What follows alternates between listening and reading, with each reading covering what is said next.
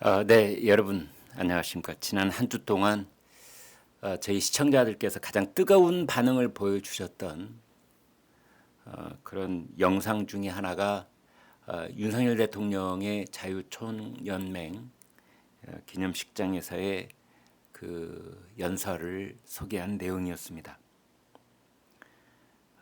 윤석열 대통령이 자유총연맹 행사에서 그랬죠. 반국가 세력이 있다. 북한에 대한 유엔 안보리 제재를 풀어달라고 하고 유엔사를 해체하는 종전선언 노래를 부르고 다녔다.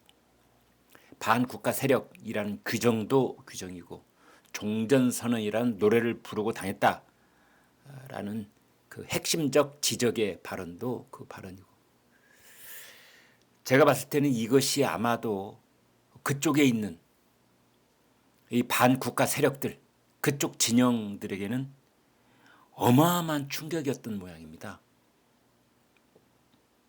설마 했겠지요. 대통령이 입에서 자신들을 적나라하게 반국가 세력이라고 확 찍어서 얘기할 줄은 차마 몰랐을 겁니다. 그래서 엄청나게 당황하는 기색이 역력했습니다. 왜? 본인들의 본색이 드러나고 실체가 까발려지니까.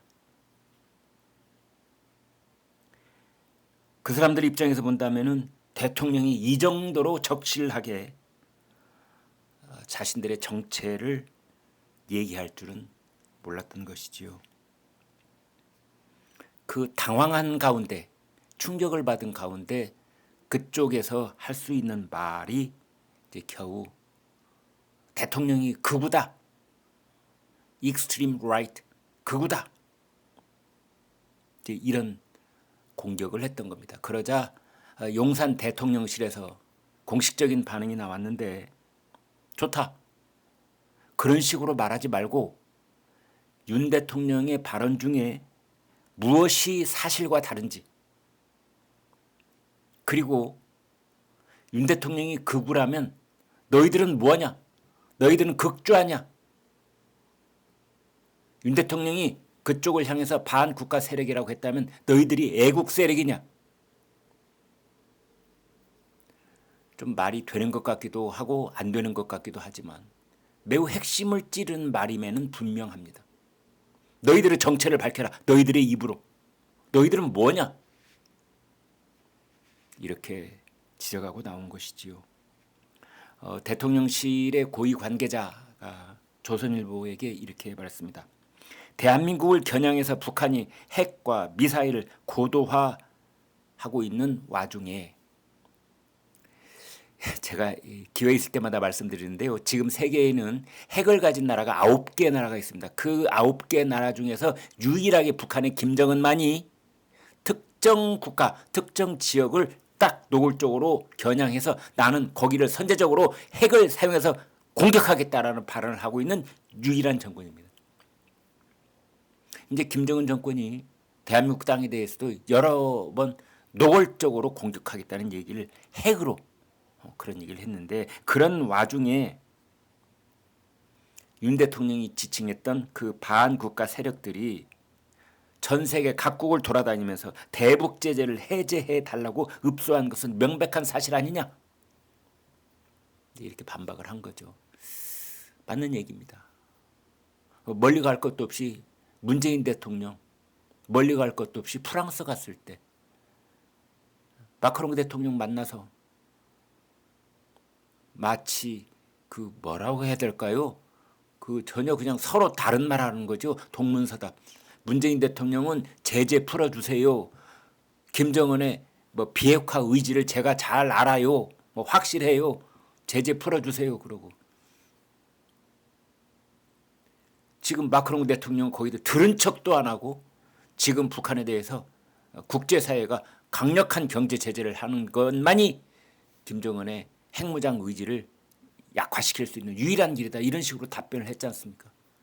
이게 그 당시에도 얘기 나왔는데요. 여러분, 이건 외교적인 참사입니다. 외교 참사 그러는데 이것이야말로 외교 참사입니다. 왜냐하면은 장관급의 또는 차관급의 실무 차원에서 한국과 프랑스 양쪽의 외무 채널에서 아무런 합의가 이루어지지 않았다는 뜻이거든요. 대통령들이 만나면은요, 대실무 차원에서 합의된 얘기만 하고 나머지는 덕담하고 끝나는 겁니다. 맛있는 거 먹고 좋은 거 보고. 그런데 문재인과 마크롱이 만났을 때는 실무 차원에서 합의된 것이 없으니까 그냥 대통령과 대통령 사이에 쌩으로 부딪히는 겁니다. 문재인은 제재 풀어달라고 그러고 마크롱은 제재를 강화해야 된다고 그러고. 이것이 외교 참사였던 겁니다. 이것을 이제 지금 용산 대통령실은 다시 한번 강조하고 있는 겁니다. 종전선언은 북핵의 핵 폐기를 전제로 남북 상호 신뢰가 구축된 이후 도래할 결과이지 비핵화를 위한 선결 조건이 아닌데도 종전선언을 서둘렀던 이유가 뭐냐? 문재인이 대답해야죠. 책만 팔고 있을 것이 아니라 도대체 종전선언을 서둘렀던 이유가 뭔지. 그래서 북한이 핵을 미사일을 고도화하고 거의 완성 단계에 이르게 된 그 장본인 문재인 대통령이 대답해야 될 거 아닙니까? 그 진짜 이유가 뭐냐? 아닌 말로 대한민국을 고스란히 저 종북 세력과 북한과 뭐 중국 쪽으로 갖다 바치려고 했던 것이냐? 설마. 이제 이런 생각이 드는 겁니다. 이건 초등학교도 다 알고 있는 그런 명백한 논리예요. 비핵화. 아니 비핵화라는 말은 요즘 뜨뜻미지근하니까 제가 폐기해버리겠습니다. 비핵화 대신에 북한의 핵 폐기. 정확하게 말을 만들어야 됩니다. 북한의 핵 폐기. 이것이 있은 다음에 그 다음에 종전선언을 해도 하는 겁니다. 그 다음에 해야 될지 말아야 될지 그때 가서 따져보자는 거지요. 완벽한 전략무기의 비대칭 상태, 그것을 노골적으로 심화시키고 있는 북한의 핵전력, 핵무기, 핵탄두, 미사일, 이것을 잔뜩 쌓아가고 있는 중인데 종전선언이라니요. 한국도 북한이 가지고 있는 핵의 3배쯤, 10배쯤 가지고 있으면 뭐 그때 가서 종전선언? 순서가 있는 겁니다. 종전선언 먼저 하고 나중에 핵폐기가 아니라 핵폐기 먼저 하고 그래도 공산주의자들은 믿을 수 없는 마당인데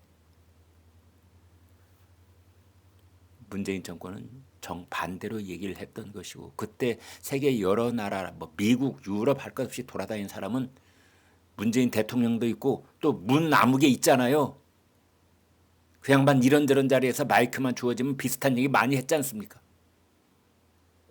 또 그때 문재인 정권에 그때 뭐 그쪽 생각을 같이 했던 사람들 다들 여기저기 가서 마이크만 잡으면 문재인 전 대통령하고 비슷한 얘기 다 했었습니다. 이것을 윤석열 대통령은 반국가 세력이라고 불렀다라는 뜻입니다. 이제 처음에는 이것을 문재인 대통령을 콕 찍어서 얘기한 것이다. 이제 이런 해석들이 많이 나오니까 이제 대통령실에서 꼭 그런 것은 아니다라고 이제 적절한 지점을 다시 조정해 주는 것이지요. 그 일군의 세력들 있지 않느냐.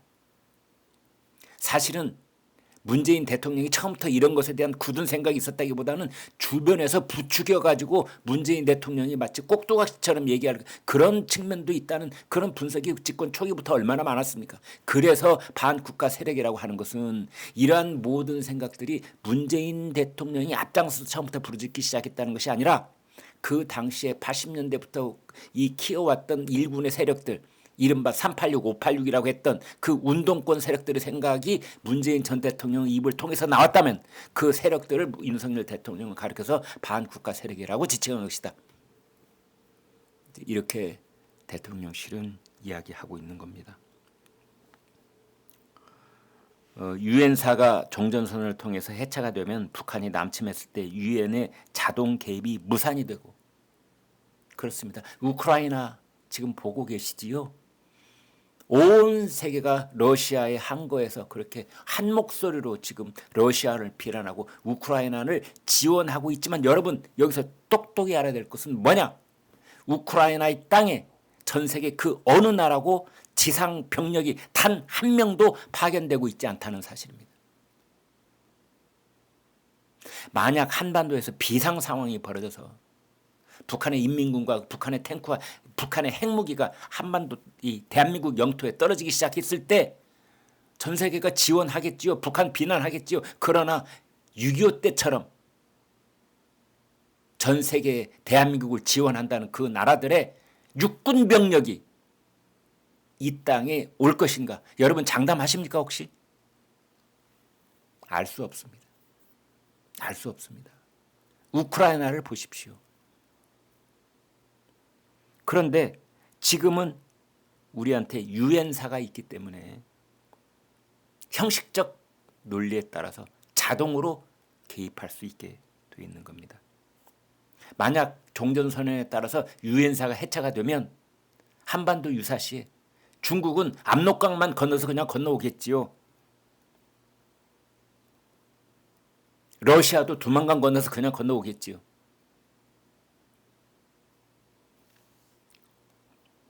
아무튼 이 문재인 정권 때에 비핵화에 아랑곳하지 않고 종전선언을 주장했던 것은 우리나라의 안보 지렛대를 엄청나게 약환시켰던 것입니다. 김기현 국민의힘 대표 페이스북에 글을 올렸더라고요. 민주당이 과도할 정도로 발끈하는 것을 이해하기 어렵다. 얕은 선전선동 기교로 팩트에 기초한 진실의 힘을 이길 수 없다. 이재명 대표는 그에 앞서서 뭐라고 했냐면 온통 나라가 극으로 변해가는 것 같다. 이낙연 전 대표 뭐라고 했냐면은 폭력적인 언동이다. 제가 생각할 때 문제는 뭐냐? 민주당에서는 의당 그렇게 충격 속에서 당황스러움 속에서 이런 말이 나올 수 있다고 보는데 문제는 국민의힘 사람들입니다.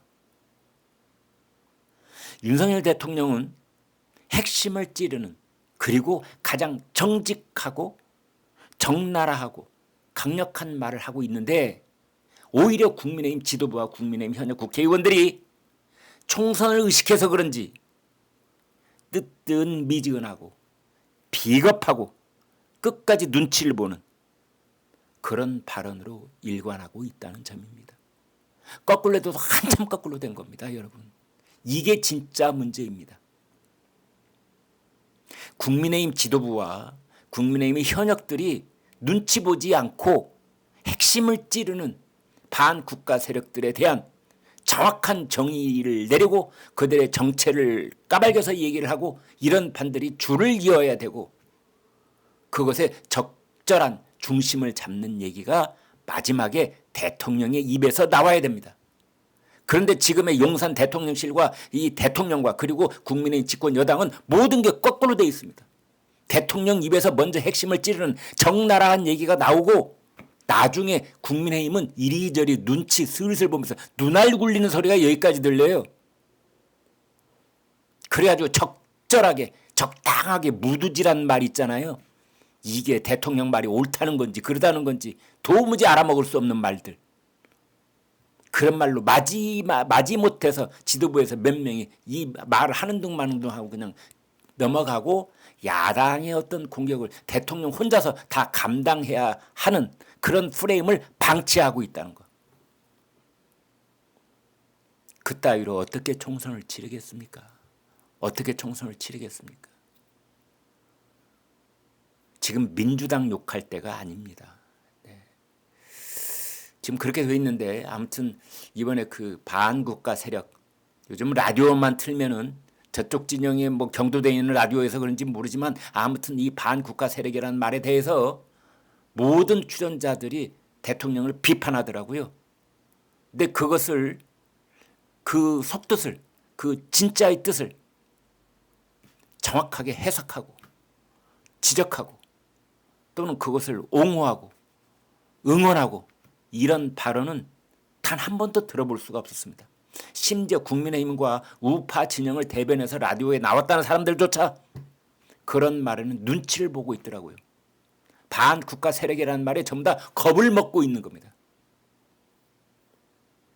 그게 지금 국민의힘과 우파 진영의 마이크를 잡고 있다는 인사들의 현실입니다.